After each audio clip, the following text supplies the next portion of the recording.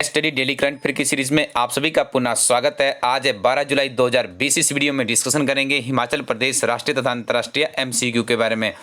आइए सबसे पहले शुरुआत करते हैं हिमाचल प्रदेश से। पहला प्रश्न है, देश की सेवा के लिए भारतीय सेना, नौसेना, वायुसेना व अर्धसैनिक बल में शामिल होने के इच्छुक युवाओं को प्रशिक्षण प्रदान करने के लिए हिमाचल प्रदेश सरकार द्वारा कहां पर अकादमी या केंद्र स्थापित करने जा रही है?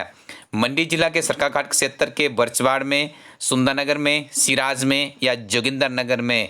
कैबिनेट में निर्णय लिया गया था। कैबिनेट का जब हमने डिस्कशन किया था वहाँ पे भी मैंने पढ़ाया था। यदि आप किसी छोटी परीक्षा की तैयारी कर रहे हैं तो आपसे जिला पूछा जा सकता है। यदि आप बड़ी परीक्षा की तैयारी कर रहे हैं तो आपसे तहसील पूछी जा सकती है। यदि आप उससे भी बड़ी परीक्षा की तैयारी कर सकते हैं तो इस स्थान को भी याद रखिएगा। अब देख लीजिए आप कौन सी परीक्षा की तैयारी कर रहे हैं और कितना ये महत्वपूर्ण प्रश्न आपके लिए हो सकता है। अलाइड सर्विसेज में इसी तरह के प्रश्न पूछे जाते हैं। स्टूडेंट्स, एक आपको मैं इन्फॉर्मेशन दे दूं, वीडियो के अंत में जो हमारी हिमाचल प्रदेश सामान्य ज्ञान की समग्र अध्ययन किताब है, काफ़ी महत्वपूर्ण किताब है विभिन्न तरह के कम्पिटेटिव एग्जाम में, उसके लिए मैं आपको मंडी में जो हमारे ऑथराइज डीलर्स है उनका नंबर भी प्रोवाइड करूंगा और आपको जानकारी भी दूंगा कि आप इस किताब को रिव्यू कर लें और उसके बाद ही परचेज करें। दूसरा प्रश्न है, हिमाचल प्रदेश के किस मुख्यमंत्री के कार्यकाल में खिलाड़ियों के लिए सरकारी नौकरी में 3% आरक्षण का निर्णय लिया गया था?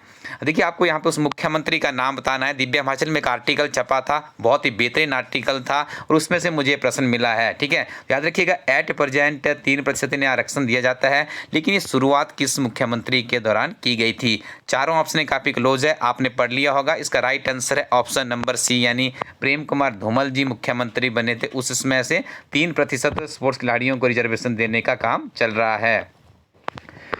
प्रदेश का पहला अत्याधुनिक ट्रांसपोर्ट नगर हमीरपुर में कहां पर स्थापित किया जाएगा? पहले मैंने आपको ये पढ़ाया था और उसमें ये बताया था कि कहां पर ये बनेगा। ठीक है, और अब ऐसे बताया था कि कौन से जिले में बनेगा, जब मुख्यमंत्री साहब ने वहां पे एक वीडियो कॉन्फ्रेंसिंग के जरिए इसकी घोषणा भी की थी। आज देखिए आपके सामने 4 ऑप्शन है, थोड़ा अपना दिमाग अप्लाई कीजिएगा क्योंकि इसमें से एक और प्रश्न मैं आपको बताने जा रहा हूँ डिस्क्रिप्शन से ही।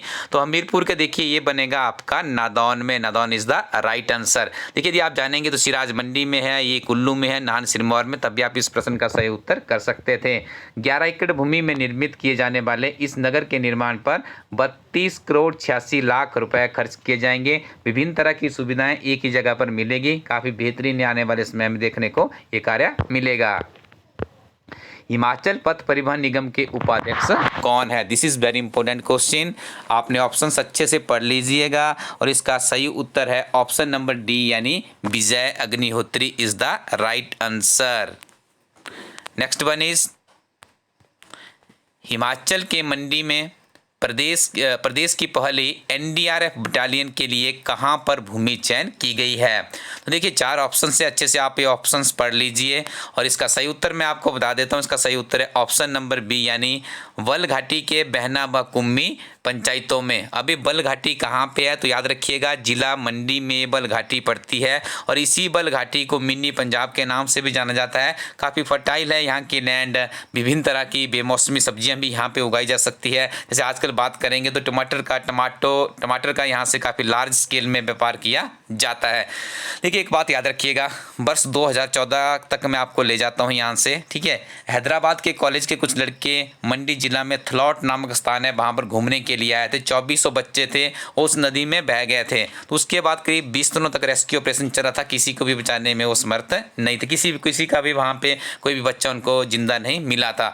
उस समय से वर्ष 2014 जब वो घटना हुई थी तभी से डिमांड की जा रही है कि हिमाचल प्रदेश के पास अपना क्या होना चाहिए, एक एनडीआरएफ होनी चाहिए, ताकि इस तरह की कोई विपदा आए तो उस समय वो काम कर सके। लेकिन अभी तक ये मांग देखिए 2020 तक भी धरातल पे नहीं उतरी थी। अब ये उम्मीद जग रही है कि बल घाटी के बहना व कुम्मी में भूमि को चयनित कर दिया गया है और इस कार्य के लिए जो कुल भूमि चाहिए कितनी चाहिए? 340 बीघा भूमि चाहिए। ठीक है, और दूसरी तरफ एक और प्रश्न यहाँ से याद रखिएगा, बल घाटी के समीप ही नागचला जगह है, नेरचौक के अगली तरफ ही। ठीक है, तो वहाँ पे पहला जो हिमाचल प्रदेश का अंतर्राष्ट्रीय हवाई अड्डा बनेगा उसका निर्माण भी वहीं पर होगा।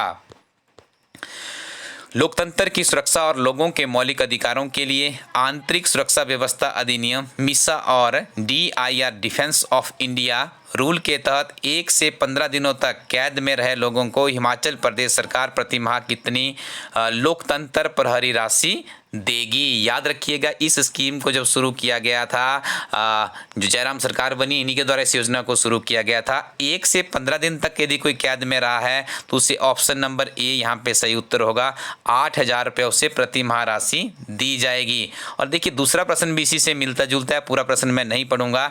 यदि 15 दिनों से अधिक यदि उस समय कोई जेल में रहा है तो उसे प्रदेश सरकार कितने पैसे देगी, 12,000 रुपये देगी। दोनों प्रश्न बहुत महत्वपूर्ण है, प्रति माह की ये बात की जा रही है। एक और चीज़ याद रखिएगा, 25 जून 1975 से 21 मार्च 1977 तक आपातकाल लगा था। उस समय की जो प्रधानमंत्री थी श्रीमती इंदिरा गांधी जी थे। याद रखिएगा, यह आपातकाल आंतरिक अव्यवस्था के कारण लगाया गया था, जो कि भारतवर्ष में पहली बार हुआ था। और दूसरा, आपने मुझे कमेंट सेक्शन में बताना है कि उस समय राष्ट्रपति कौन थे, क्योंकि आपको पता है राष्ट्रपति ही आपातकाल की घोषणा करते। This is also very important question. Comment section में अपना विचार जरूर इसके ऊपर प्रकट कीजिएगा। और ये प्रश्न आपको समझ आई थिंक आ चुका है, अच्छे से याद रखिएगा। लोकतंत्र प्रहरी सम्मान योजना किस राज्य द्वारा शुरू की गई, ये भी आपसे पूछा जा सकता है, तो हिमाचल प्रदेश को भी याद रखिएगा। स्कीम का नाम भी आपने अच्छे से याद रखना है। आगे डिस्कशन करेंगे राष्ट्रीय तथा अंतर्राष्ट्रीय करंट अफेयर्स के बारे में। इसके नीचे आपको हमारी वेबसाइट दिख रही है elaststudyco.in, इस वेबसाइट पे जाइएगा। बहुत ही उत्कृष्ट किताबें इस वेबसाइट पे उपलब्ध हैं, उनका लाभ उठाइएगा ताकि विभिन्न तरह की प्रतियोगी परीक्षाओं में आप सफल हो सके।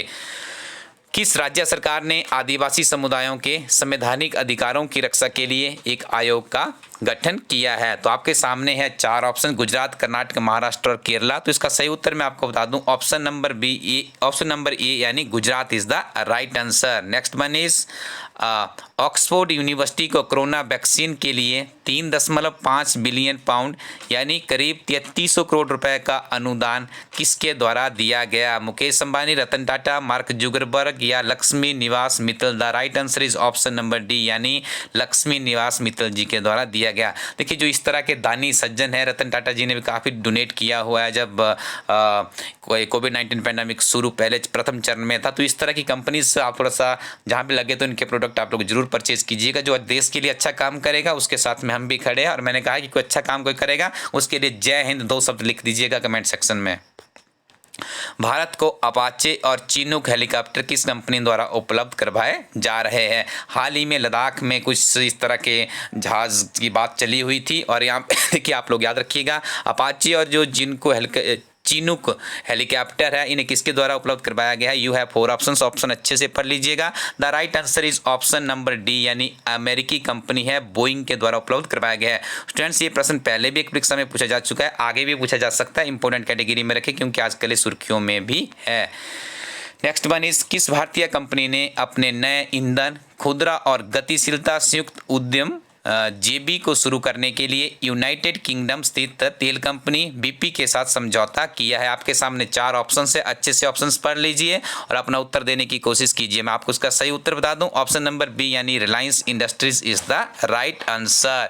नेक्स्ट वन इज, अगला प्रश्न है, मुस्लिम बहुल सिनजियांग प्रांत में उइगरों के दमन पर किस देश द्वारा चीनी अधिकारियों पर प्रतिबंध लगाए? अमेरिका, रूस, जापान और भारत। जरा अपने दिमाग में स्ट्रेस दीजिएगा कौन प्रतिबंध लगा सकता है चीन के ऊपर? तो इसका सही उत्तर होगा ऑप्शन नंबर ए यानी America. Next one is, corona virus के अनियंत्रित होते मामलों पर रोक लगाने के कारण मुंबई के सबसे बड़े स्लम एरिया धारावी मॉडल की प्रशंसा किसके द्वारा की गई? आपके सामने है 4 ऑप्शंस, काफी डीप ऑप्शंस है, उत्तर देने की कोशिश कीजिएगा। मैं आपको इसका सही उत्तर बता देता हूं, option number D is the right answer यानी विश्व स्वास्थ्य संगठन के द्वारा। नेक्स्ट वन इज, तुर्की में 6ठी सदी की किस ऐतिहासिक इमारत पर मस्जिद बनाने का निर्णय लिया गया है? ठीक है, तो यहाँ पे 4 ऑप्शंस है, जरा अपना दिमाग हिलाइएगा तो इसका सही उत्तर आप पाएंगे ऑप्शन नंबर सी यानी Hagia Sophia is the right answer. और याद रखिएगा जो तुर्की देश है इसके राष्ट्रपति है Tayyip Erdogan. This is also very important. इसी तरह की यूनिक प्रश्न पूछे जाते हैं और ये प्रश्न है हमारा जो अभी आपको मैंने ऊपर करवाया है, नायब तहसीलदार की परीक्षा में इस तरह के प्रश्न पूछने की परंपरा देखने को मिलती है। सिंगापुर में हुए आम चुनावों में किस राजनीतिक दल को भारी भरकम बहुमत प्राप्त हुआ है? 4 ऑप्शन है, जल्दी से ऑप्शन पढ़ लीजिए और इसका सही उत्तर मैं आपको बता देता हूं, ऑप्शन नंबर सी यानी People's Action Party is the right answer. Next one is, Lebanon में संयुक्त राष्ट्र के अंतरिम बल यूनिफिल में तैनात किस देश की बटालियन ने पर्यावरण के क्षेत्र में अहम योगदान देने के लिए पुरस्कार प्राप्त किया है? 4 ऑप्शन से जल्दी से ऑप्शन पढ़िए और इसका सही उत्तर मैं आपको बता दूं तो यहाँ पे हमारा भारत आगे आया है। भारतीय बटालियन को ये पुरस्कार मिला है पर्यावरण के क्षेत्र में अहम योगदान देने के लिए। नेक्स्ट वन इज, वर्तमान में विश्व में सबसे तेजी से जनसंख्या वृद्धि करने वाला देश कौन सा है? नाइजीरिया, भारत, चीन या अमेरिका? तो इसका सही उत्तर होगा नाइजीरिया। दुनिया में सबसे ज़्यादा जो पॉपुलेटेड देश है वो चीन है, दूसरे नंबर पे हमारा भारत है और नाइजीरिया सबसे जल्दी ग्रोथ रेट सबसे ज़्यादा नाइजीरिया में देखने को मिल रहा है। और 11 जुलाई को क्या बनाया जाता है? वर्ल्ड पॉपुलेशन डे बनाया जाता है। तो स्टूडेंट्स, अगला प्रश्न भी इससे संबंधित है, विश्व जनसंख्या दिवस कब बनाया जाता है? तो आपको मैंने इसका उत्तर बता दिया, 11 जुलाई। अच्छे से याद रखिएगा। एक और टिप्स याद रखना है, 11 जुलाई को विश्व जनसंख्या दिवस बनाने की शुरुआत साल 1989 में संयुक्त राष्ट्र विकास कार्यक्रम की संचालक परिषद द्वारा हुई थी। इस बरस का विषय विशेष रूप से कोरोना महामारी के समय में दुनिया भर में महिलाओं और लड़कियों के स्वास्थ्य और अधिकारों की सुरक्षा पर आधारित है। इंग्लिश में आप इसका थीम आसानी से याद रख सकते हैं, how to safeguard the health and rights of women and girls now. Students, एक इन्फॉर्मेशन मैं आपको दे दूं, हमारी एक नई वेबसाइट है, वेबसाइट का नाम है elite.study.org। यदि आप इस वेबसाइट पे जाएंगे तो आपको सारे के सारे करंट अफेयर सिंगल लाइनर की फॉर्म में मिल जाएंगे और भी वहाँ पे बहुत ही महत्वपूर्ण इन्फॉर्मेशन है, उसका भी आप लोग लाभ उठा सकते हैं। यदि आपको कोई भी हमारी किताब चाहिए तो आप इस वेबसाइट पे जाइएगा, यहाँ से आप हमारी बुक्स को परचेज कर सकते हैं। मैंने वीडियो के शुरू में आपको प्रॉमिस किया था कि जो हमारी काफ़ी बहुचर्चित किताब है हिमाचल प्रदेश एक समग्र अध्ययन, कई वर्षों से हिमाचल प्रदेश के अभ्यर्थियों के लिए इस किताब की आवश्यकता थी। अभी आपकी किताब जरूरी हो चुकी, आपके पास उपलब्ध हो चुकी है। किताब की आवश्यकता क्यों थी मैं आपको बता दूँ, हमें एक ऐसी किताब चाहिए थी जिसमें जितने भी हिमाचल प्रदेश के फैक्ट्स है वो फैक्ट के आधार पे किताब हो, जिसमें हिमाचल प्रदेश का भौगोलिक, ऐतिहासिक, सांस्कृतिक, संस्कृति, कला, जितना भी हमारा हिमाचल प्रदेश का स्ट्रक्चर है, सारी संक्षिप्त जानकारी हो, जिला भर अध्ययन सामग्री हो, व्यक्ति विशेष हो, डिपार्टमेंट्स की इंफॉर्मेशन हो और उसके बाद हमें सिंगल लाइनर में जितने महत्वपूर्ण प्रश्न है वो मिल जाए, उसके बाद वर्ष भर के करंट अफेयर्स मिल जाए, उसके साथ में हिमाचल प्रदेश सरकार का budget, economic survey, single liner सारांश की फॉर्म में मिल जाए, तो आई थिंक हमारी किताब का पहला पार्ट यहीं पे कंप्लीट हो जाता है। तो आप किताब के दूसरा पार्ट क्या होना चाहिए, किताब में होने चाहिए थे विभिन्न तरह की क्लर्क से लेकर एचएस तक की परीक्षा के ओल्ड क्वेश्चन पेपर। जब आप उन ओल्ड क्वेश्चन पेपर को पढ़ते तो आपको किताब के जो पहले पार्ट में आपने थ्योरी पोर्शन पढ़ा है उसमें से आपको समझ आता है कि ये चीज़ें मैंने पढ़ी तो इस तरह के प्रश्न पहले पूछे जा चुके हैं। जब आप किताब के दोनों पार्टों को पढ़ लेते तो आपके दिमाग में एक विजन बन जाता है कि हमें किस तरह की किताब पढ़नी चाहिए और किस तरह के प्रश्न आने वाले समय में पूछ सकते हैं। इसीलिए किताब आपको प्रोवाइड करती है एक समग्र अध्ययन सामग्री। अब ये किताब आप मंडी में हमारे ऑथराइज्ड डीलर है प्रकाश बुक डिपो, ठीक है, आप प्रकाश एंटरप्राइजेस नाम से भी यदि आप उनके पास जाएंगे तो वहाँ से आप इस किताब को परचेज कर सकते हैं। कमेंट सेक्शन में मैं आपको उनका फ़ोन नंबर और जो भी जानकारी होगी आपको उपलब्ध करवा दूंगा, वहाँ पर जाकर आप इसको रिव्यू कर सकते हैं। और इसके अलावा हमारी एक अर्धवार्षिकी विशेषांक है जिसमें हिमाचल प्रदेश राष्ट्रीय तथा अंतर्राष्ट्रीय करंट अफेयर्स भी उपलब्ध है। इन करंट अफेयर्स का भी आप लोग जरूर लाभ उठाइएगा। साथ में गिरिराज सारांश को भी इसमें कवर अप किया गया है और आपको भारत की विभिन्न तरह की प्रतिष्ठित पत्रिकाओं का सारांश भी इसमें सम्मिलित किया गया है। ये दोनों किताबें आपको प्रकाश एंटरप्राइजेस के पास मिल जाएंगी। इसके अलावा हमारी वेबसाइट से भी आप इन्हें ऑर्डर कर सकते हो। Thank you very much, keep watching इला स्टडी यूट्यूब चैनल।